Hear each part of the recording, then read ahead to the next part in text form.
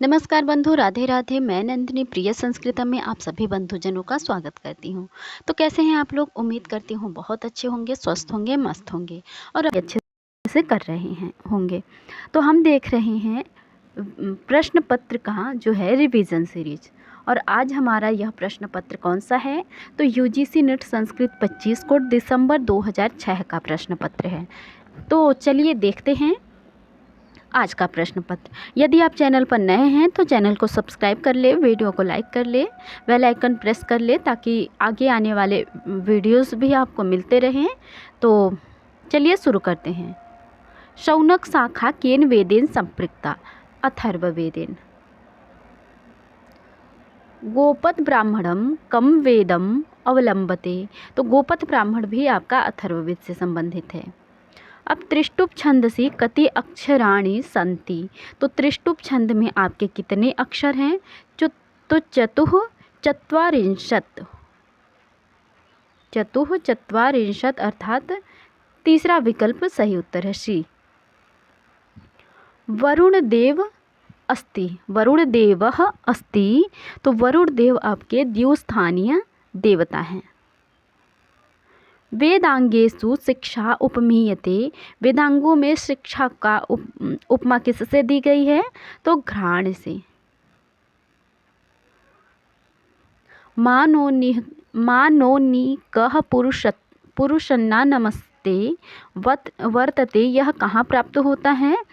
तो यह आपका विश्वामित्र नदी संवाद सूक्त में प्राप्त होता है। जलाश इति विशेषणम, यह किसका विशेषण है? जलास ये किसका विशेषण है? तो ये आपका जो है रुद्र का विशेषण है। हाँ जी, ये रुद्र का विशेषण है। चलिए अगले प्रश्न की ओर बढ़ते हैं। ऋग्वेदस्य नवम मंडले देवता नाम? तो ऋग्वेद के नवम मंडल के देवता आपके सोम हैं, पवमान सोम। उव्वटो अस्ति भाष्यकारः? तो उव्वट आपके शुक्ल यजुर्वेद के भाष्यकार हैं। अगला प्रश्न है सुनः सेपोपाख्यानम वर्तते? तो सुनः सेप उपाख्यान आपका ऐतरेय ब्राह्मण में प्राप्त होता है। ऋग्वेदस्य प्रथम मंडलस्य ऋषि अस्ति? तो ऋग्वेद के प्रथम मंडल के ऋषि कौन हैं? तो मधुछंदा। अगला प्रश्न है भैषज्य मंत्रा लभ्यते? भैषज्य मंत्र प्राप्त होता है आपका अथर्ववेद में। पुरुषस्य स्वरूपम किम? पुरुष का स्वरूप आपका क्या है? तो पुरुष का स्वरूप अपरिणामी है। पंच तन्मात्राणि कुतः प्रादुर्भवन्ति? तो पंच तन्मात्राओं का प्रादुर्भाव जो है अहंकारात्। अगला प्रश्न है कैवल्यम कस्मात् भवति? कैवल्यम कस्मात् भवति विवेकख्यातेः? अब अगला प्रश्न है हमारा 16 नंबर। सदसदभ्याम अनिर्वचनीयम किम अज्ञानम? अगला प्रश्न है भूतानाम केभ्यो अंशेभ्यः ज्ञानेन्द्रियाणि उत्पद्यन्ते? तो सात्विक अंश से। वेदांत सार मते लिंग शरीर घटकानि वर्तते सप्तदश। अज्ञाने कति गुणा? अज्ञान में कितने गुण होते हैं? तो त्रयः। अगला प्रश्न है न्यायशास्त्रे साहचर्य नियम शब्देन किम उच्यते? तो साहचर्य नियम शब्द से व्याप्ति उच्यते। अगला प्रश्न है इंद्रियार्थ सन्निकर्षः कतिविधः? तो इंद्रियार्थ सन्निकर्ष जो है आपका षड्विधः 6 प्रकार का होता है। अनुमतिः कस्माद् अनंतरम जायते?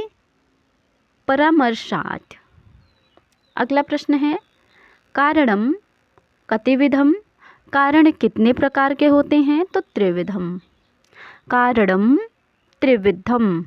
अगला प्रश्न है सादृश्य ज्ञानकरणम उपमिति। सादृश्य ज्ञानकरणम ज्ञानम किम उपमिति। अधस्तन युग्मानाम समीचीनाम तालिकाम चिनुत। तो हमें इसका मिलान करना है। गुणाः क्या है? अदेंग गुणः। नदी क्या है? युस्त्राख्यो नदी। टी अचो अंत्यादि टी उपधा अलो अंत्यात पूर्व उपधा। तो ए को 2 से, बी को 1 से, सी को 4 से और डी को 3 से। इस तरीके से हमारा तीसरा सी विकल्प इस प्रश्न का सही उत्तर हो जाएगा। 25 नंबर प्रश्न का सी विकल्प। 26 नंबर प्रश्न क्या है? तुल्यस्य प्रयत्नम किम सवर्णम। 27 नंबर प्रश्न क्या है? एकाल प्रत्ययः अप्रक्तम। ईदु दे द्विवचनम प्रगृहम। अधो निर्दिष्टेषु इसमें से स्पर्श वर्ण आपका कौन सा है? तो मकार आपका स्पर्श वर्ण है। ईचु यशानाम किम। तो ईचु यशानाम तालु। समीचीनाम तालिकाम चिनो। तो यहाँ पर भी हमें उचित तालिका चुननी है। तो स्पर्श वर्ण आपके कौन हैं? क वर्ग आपके स्पर्श वर्ण आ जाएंगे, अच आपके स्वर हो जाएंगे, जिह्वा मूल्य और उष्म आपके सल हो जाएंगे। तो इस तरीके से ए का 2 और बी का 3, सी का 4, डी का 1। पहला ही विकल्प हमारा सही उत्तर हो जाएगा इस प्रश्न का। चलिए अगले प्रश्न की ओर बढ़ते हैं। अगला प्रश्न है हमारा 32 नंबर जो प्रश्न है, इसमें पूछा गया है कि समाज शास्त्रीय उपसर्जनम नाम किम। तो प्रथमा निर्दिष्टम उपसर्जनम। सप्तर्षयः समास विधायकम सूत्रम किम। तो दिक् संख्ये संज्ञायाम तथा युक्तम च निप्सितम सूत्रस्य उदाहरणम किम। तो इस सूत्र का आपका उदाहरण है जो ग्रामम गच्छन् त्रिडम स्पृशति। संप्रदाने का विभक्ति। तो संप्रदान में आपकी जो है वो चतुर्थ विभक्ति होती है। साधकतमम करणम। साधकतमम क्या है? करण है। न तितिक्षा सममस्ति साधनम इदम वाक्यमस्ति। यह वाक्य आपका प्राप्त होता है किरातार्जुनीयम में, किरातार्जुनीयम महाकाव्य में। मृगयाधाय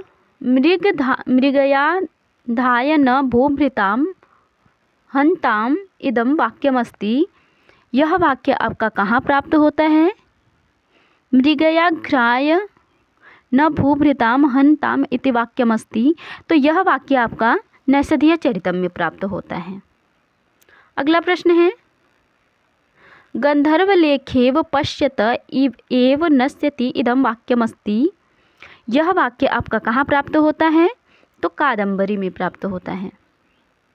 हर्षचरितस्य कर्ता कः। तो हर्षचरित के कर्ता कौन है? तो बाणभट्ट हैं। अगला प्रश्न है श्रियः दुरापः कथम इप्सितो भवेत् इदम वाक्यमस्ति। यह वाक्य कहाँ प्राप्त होता है? तो अभिज्ञान शाकुंतलम में। रत्नावली भवति नाटिका। रत्नावली आपकी नाटिका है। गुणीभूत व्यंग्यस्य प्रभेदा सन्ति। तो कति। तो गुणीभूत व्यंग्य के कितने भेद हैं? तो आपके 8 भेद हैं। विश्वनाथस्य मते काव्यम। विश्वनाथ के मत में काव्य क्या है? वाक्यम काव्यम। कैसा वाक्य काव्य है? वाक्यम रसात्मकम काव्यम। इस तरीके से है। साहित्य दर्पणानुसारस्य स्थायी भावो अस्ति। साहित्य दर्पण के अनुसार शांत रस का स्थायी भाव क्या है? तो शांत रस का स्थायी भाव आपका साहित्य दर्पण के अनुसार सम है। गणिका नायिका भवति। गणिका नायिका प्रकरण में होती हैं। हाँ जी, प्रकरण में। 47 नंबर प्रश्न क्या है? नाटकीय नायको भवति। नाटक में धीरोदात्त नायक होते हैं। आत्मस्थ परस्थश्चेति द्विविधो रसः। यह 2 प्रकार का रस जो है आपका हास्य होता है।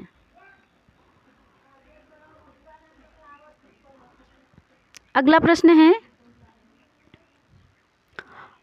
39 नंबर। अभिधा पुच्छमिति व्यव्रियते। यह आपका जो है लक्षणा है।